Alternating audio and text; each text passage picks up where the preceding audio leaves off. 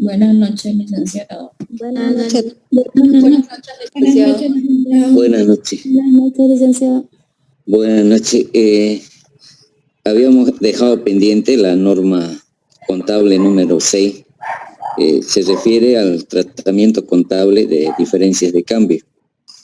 No, esta norma no es muy complicado, ¿no? En la práctica manejamos 3 tipos de moneda, o sea, moneda nacional con mantenimiento de valor y moneda extranjera. En moneda nacional no hacemos nada porque ustedes, por ejemplo, si me prestan 100 bolivianos, mañana tengo que devolverle exactamente los 100 bolivianos. O si me prestan hoy, de aquí a 1 año o a 3 años, tengo que devolver exactamente los 100 bolivianos. No se hace nada. En cambio, en moneda nacional con mantenimiento de valor, no sucede lo mismo porque hay vamos a decir, un reajuste que hay que hacerlo por la variación, ¿no? En este caso, tenemos ejemplo, moneda nacional con mantenimiento de valor. Esa es la abreviatura que se usa en auditoría. Moneda nacional, MN, C con M, mantenimiento, y B, valor. Moneda nacional con mantenimiento de valor. Ejemplo, el crédito fiscal, por ejemplo, ¿no? Si tengo 100, voy a actualizar eso en función a unidad de fomento que nos dice impuestos nacionales y voy a llegar a 101,48. Menos los 100, la diferencia es 1,48. Y ese 1,48 tengo que ajustar, ya sea para incrementar o ya sea para disminuir. En este caso hay que incrementar en 1,48 y registramos contablemente crédito fiscal por 1,48 contra mantenimiento de valor 1,48. Entonces, en la glosa tendríamos que decir actualización del crédito fiscal, ¿no? A qué fecha estamos actualizando, ¿no? Normalmente el crédito fiscal, ustedes saben que se actualiza cada mes, ¿no?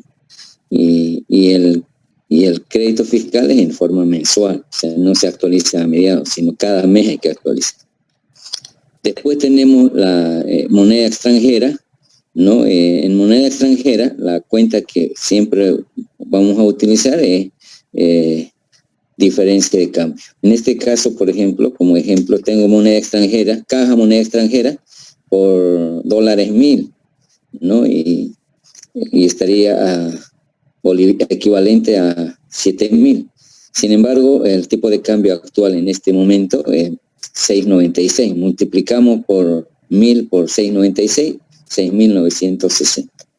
Y menos 7,000 son los 40 de diferencia. Eso tenemos que ajustar. En este caso, está registrado de más, o sea, caja moneda extranjera está a 7,000 y debería estar a 6,960. Entonces, ¿qué tenemos que hacer? Disminuir caja moneda extranjera. Entonces, la contracuenta es diferencia de cambio 40 contra caja moneda extranjera 40. En el tema de moneda extranjera siempre se utiliza la cuenta diferencia de cambio, ¿no? En este caso hay que disminuir caja moneda extranjera, ¿no? Por eso que estamos abonando la cuenta caja moneda extranjera. En otra situación puede ser que se tenga que disminuir, entonces vamos a revertir el asiento. Vamos a cargar caja moneda extranjera contra diferencia de cambio, ¿no? Entonces, lo que ustedes tienen que darse cuenta cuándo hay que incrementar y cuándo hay que disminuir, ¿no? En este caso, la empresa ha registrado a 7,000 y debería estar a 6,960. Y esos 40 hay que ajustarlos, ¿no? Y de eso trata, digamos, la norma contable número 6, ¿no? Que no es complicado esto, pero sí, digamos, hay que tener en cuenta que, no sé si en la anterior clase le mencioné, la variación de un punto, ¿no? Implica una diferencia de 10,000 hasta 15,000 dólares cuando hacemos las conversiones de euro a dólares y de dólares a bolivianos, ¿no? Cuando son montos bastante significativos, genera un importe bastante significativo, ¿no? Por eso es importante saber convertir o buscar, digamos, si es conveniente los cambios, ¿no? Los tipos de cambio. Y yo tengo una experiencia, por ejemplo, en la CBN, un año la empresa decidió pagar dividendos en dólares. Entonces ahí generó por diferencia de cambio, ¿no?, aproximadamente unos $10,000, ¿no?, por diferencia de cambio simplemente. Entonces la pregunta era, ¿y dónde están esos $10,000, ¿no? ¿Dónde registró? Y ahí es donde detectamos al contador que no lo había registrado y lo responsabilizamos porque eso se debería registrar contablemente, ¿no? Por diferencia, nada más, ¿no? Por pagar en dólares, ¿no? Surge siempre una diferencia. Y hay empresas que pagan dividendos en dólares para ser ratificado el directorio actual, ¿no? Son intereses que ellos tienen, ¿no? Por esa razón. Estamos en las normas contables, la parte contable, ¿no? Yo ya quiero entrar a lo que es auditoría, por eso el tiempo se nos va y quiero ya entrar a lo que es auditoría, ¿no? Y quizás estas normas ha sido un repaso, simplemente una síntesis de lo que son las normas contables, ¿no? Y les decía que esto no es una materia, sino que en cada materia se debería hablar de los principios de contabilidad, ¿no? Está considerado como transversal, que se tiene que ver en cada materia, hablar sobre los principios, ¿no? Y de esa manera manejar o la aplicación de estos principios. Bien, yo quiero entrar a lo que es auditoría y vamos a ver algunas normas de auditoría que es necesario que ustedes conozcan.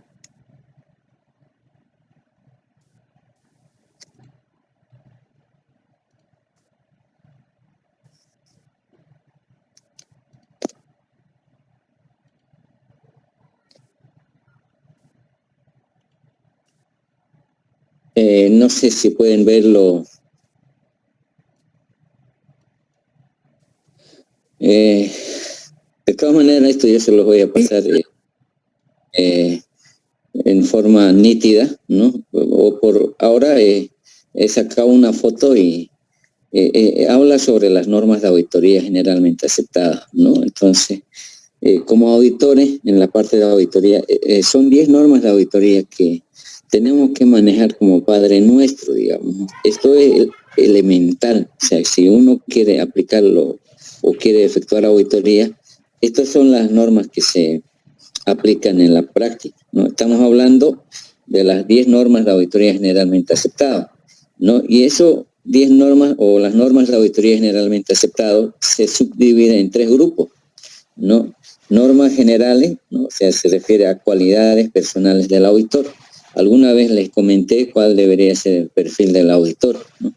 Y también hay normas relativas a la ejecución del trabajo, o sea, al desempeño del auditor, y normas que están referidas a la información, ¿no? Con el contenido del informe, ¿no? Como debería ser. Entonces, si vemos las normas generales, ¿no? Se refieren a cualidades personales del auditor. Entonces, ahí nos dice la primera norma relativa a las normas generales, nos dice que el auditor debe tener una formación y competencia técnica, ¿no? Eso implica que el auditor tiene que estar capacitado y entrenado para efectuar una auditoría, ¿no? De lo contrario, y es más, ¿no? La norma nos dice que para realizar una auditoría se tiene que contar con el título en provisión nacional, ¿no? Necesariamente, ¿no? Uno no puede hacer auditoría sin tener el título, ¿no? Entonces, y no sé si ustedes conocen, el Colegio de Auditores pide por lo mínimo 2 años de experiencia desde la emisión del título, ¿no? Recién puede firmar un trabajo de auditoría. Las firmas de auditoría como Price, KPMG, las empresas grandes han presentado al colegio que sea 5 años de experiencia, y me parece mucho porque y eso ellos velan por los intereses, ¿no? También en el tema de la auditoría existen pues los monopolios, ¿no? Que siempre están ahí. Entonces 5 años es demasiado, ¿no? Por eso que no aprobó el colegio. Sin embargo, se mantienen los 2 años. ¿Qué significa eso? usted sale como profesional, no puede firmar un informe de auditoría, tiene que esperar 2 años, ¿no? Y ustedes si preguntan en otras profesiones qué pasa, el abogado desde el momento que sale ya firma un escrito, ya firma el informe. Entonces, lamentablemente en nuestra profesión siempre tratan de monopolizar y de esa manera postergar, digamos, el ejercicio de la profesión. Ojalá alguien, ¿no? Ojalá proponga, digamos, ¿no? Que yo no estoy en contra de que el auditor tenga experiencia, pero por lo menos debería ser 1 año máximo, porque así lo exige, ¿no? El colegio, de que 2 años mínimo de experiencia, ¿no? Así no trabaje, ¿no? Desde la emisión del título tiene que esperar 2 años, recién puede firmar. Y la norma relativa a las cualidades del auditor, la 2 se refiere a la independencia de actitud mental, ¿no? Eso ya hemos comentado que cuando hablamos de la independencia del auditor en el ejercicio o en el proceso de auditoría, siempre debe mantener con total imparcialidad, ¿no? Tener una actitud mental totalmente independiente, ¿no? Ahora, obviamente que existen amenazas a la independencia, sin duda. O sea, ustedes saben que las amenazas son frecuentes, ¿no? Puede ser económico, puede ser relación de parentesco, puede ser porque se tienen inversiones en grupos económicos, etcétera. Entonces, las amenazas a la independencia están dadas. Entonces, lo que debemos tener cuidado en que no nos dejemos influenciar por ninguna razón, ¿no? Y esta es la norma fundamental, ¿no? Dentro de las 10 normas, ¿no? De que el auditor mantenga su actitud mental imparcial. Yo me pregunto, por ejemplo, ¿qué tal si el auditor es inteligente, hace un buen trabajo, ¿no? Y si no mantiene la independencia, de nada sirve, ¿no? De nada sirve que sea un excelente profesional. Entonces, el cumplir esta norma, porque norma de independencia es fundamental, ¿no? Y después tenemos el debido cuidado profesional, ¿no? O sea, nos dice que el auditor debe tener cuidado profesional tanto en la ejecución del trabajo como en la preparación del informe, ¿no? Y debido cuidado, ¿en qué sentido? Por ejemplo, no podemos revelar información a terceros, porque los auditores manejamos información confidencial, manejamos documentación, y eso no podemos revelar ante terceros, ¿no? A no ser que la ley así lo establezca, ¿no? Hay requerimiento de ley. En ese caso, excepcionalmente podríamos revelar, ¿no? Y esas son las 3 normas relativas al auditor, ¿no? O sea, aspectos o cualidades personales del auditor. En las normas relativas a la ejecución del trabajo, nos dice que todo trabajo de auditoría se tiene que planificar, ¿no? Y de existir auditores asistentes, tienen que ser supervisados, ¿no? Apropiadamente. Entonces, hay una norma que establece que se tiene que efectuar una planificación de auditoría, ¿no? Y no es que el auditor quiera o no quiera planificar, sino que hay una norma que así lo establece, ¿no? Que todo trabajo de auditoría se tiene que efectuar una planificación. Y 2, el auditor tiene que evaluar el control, conocer el control interno. O sea, conocer implica evaluar el cumplimiento de dichos controles que han sido implantados dentro de la organización, ¿no? Y creo que es fundamental la evaluación del control interno, ya que como resultado de la evaluación se pueden tomar decisiones, ¿no? Y eso es lo que normalmente en las consultoras, antes de planificar un trabajo, hacen una evaluación del control para determinar cuáles son las deficiencias que tiene la empresa, ¿no? Y en función a eso lo programan qué tipo de auditoría necesita, ¿no? Y 3, obtener evidencia suficiente y competente, ¿no? Cuando hablamos de la evidencia suficiente, nos referimos a la cantidad, ¿no? A la cantidad. Y cuando hablamos de competencia, estamos hablando de la calidad de los papeles de trabajo, ¿no? Normalmente los auditores respaldamos nuestro trabajo con la evidencia, con papeles de trabajo, ¿no? Y a veces uno se pregunta cómo, de qué depende la cantidad y la calidad. La cantidad depende pues de la magnitud de la empresa. Por ejemplo, si es una empresa grande, obviamente que va a haber más papeles de trabajo. Y si la empresa es pequeña, menos cantidad de papeles de trabajo. Y cuando hablamos de la competencia, la calidad de los papeles de trabajo, ya eso, cuando el auditor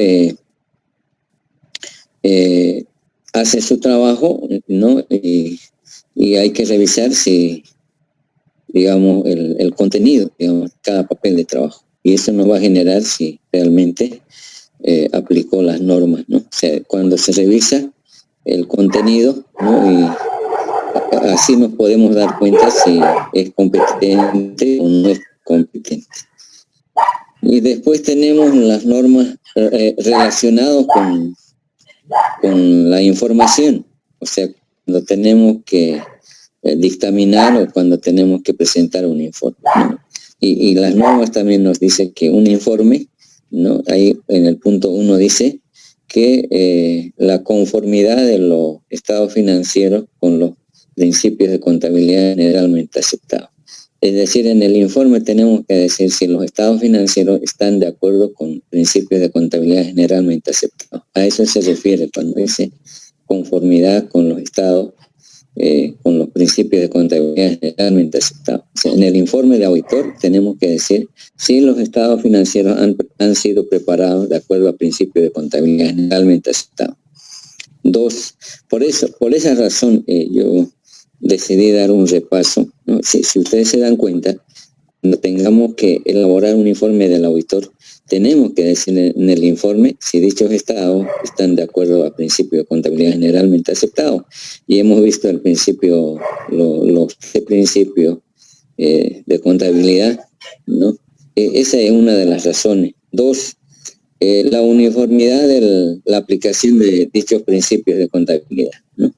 Es importante también decir en el informe que dichos principios que fueron aplicados han sido de manera consistente, ¿no? O uniforme. Después tenemos la suficiencia de revelación, ¿no? Entonces, en esa norma, el tercero, relativa al informe, tenemos que decir en un informe asuntos que realmente son relevantes. No podemos llevar al dictamen algo que no es relevante. Entonces, eso debe ser suficiencia de revelación, ¿no? Que no se lleva cualquier cosa al dictamen. Hay que llevar algo que realmente distorsione o que afecte a los estados financieros, ¿no? Y la última norma relativa al informe está referido a la expresión de la opinión, ¿no? Y al final tenemos que dar una opinión sobre la razonabilidad con que presentan los estados financieros. Los auditores somos responsables de esa opinión, ¿no? Los auditores no somos responsables de los estados financieros. Ojo, ¿no? Hay muchos que piensan que los auditores somos responsables de los estados financieros. No, la gerencia es responsable de los estados financieros, ¿no? Pero ustedes se preguntarán, por ejemplo, el gerente no sabe de los estados financieros. Lo que pasa es que el gerente tiene que contratar un contador. Si como él va a ser responsable, entonces tiene que tener un buen contador para que tenga una información que sirva para la toma de decisión, ¿no? Y los auditores, como les decía, somos responsables de la opinión que vamos a emitir. Únicamente por la opinión que vamos a dar somos responsables, ¿no? Y también, por ejemplo, cuando decimos quién es responsable sobre la evaluación de control interno, a ver si ustedes me responderán. ¿Alguien me puede ayudar? ¿Quién es responsable sobre la evaluación e implantación de los sistemas de control interno? ¿Quién será responsable? ¿Los auditores? El gerente, ¿no? ¿No? El gerente, el director, o sea, en realidad el gerente es responsable de todo, ¿no? Porque ahora ustedes se preguntan, pero ¿cómo el gerente va a evaluar? No, lo que pasa es que el gerente tiene que contratar con un personal calificado de tal manera que tenga que evaluar el control interno de manera periódica. ¿Y quiénes evalúan el control interno? A ver, ustedes. Los auditores. ¿Quién? Los auditores. Pero los auditores internos, los auditores externos, ¿quiénes evalúan el cumplimiento de dichos controles? Los auditores internos. Los auditores internos son los más indicados para evaluar los controles internos dentro de una organización, ¿no? Lo que pasa es que el control interno tiene que ser evaluado, dice, de manera periódica. ¿Qué significa periódica? Puede ser cada mes, cada 2 meses o cada 3 meses, pero no, al año no puede ser que sea evaluado una sola vez. ¿Por qué? Porque el control interno puede dejar de funcionar y en 1 mes, en 2 meses. Entonces ahí entra auditoría interna para verificar el cumplimiento de dichos controles. Ahora, la pregunta.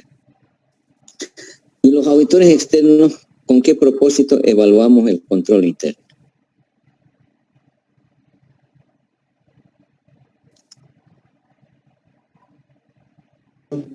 Más independiente.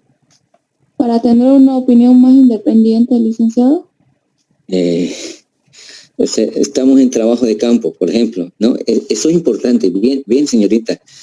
Tenemos que saber segregar cuándo estamos en planificación, cuándo estamos en ejecución y cuándo estamos en la etapa de información, ¿no? Entonces, en este momento estamos evaluando el control interno. Entonces, queremos saber si se han cumplido los controles internos y los auditores evaluamos, pero ¿cuál es el propósito, digamos? ¿No? Y en eso, ¿no? Ustedes tienen que tener ya con mayor claridad, ¿no? Que no caer en ese mal concepto que a veces cuando yo les pregunto en quién recae o para qué evaluamos los auditores externos el control interno, muchos dicen para ver el cumplimiento de dichos controles, etcétera, etcétera. Y no es así.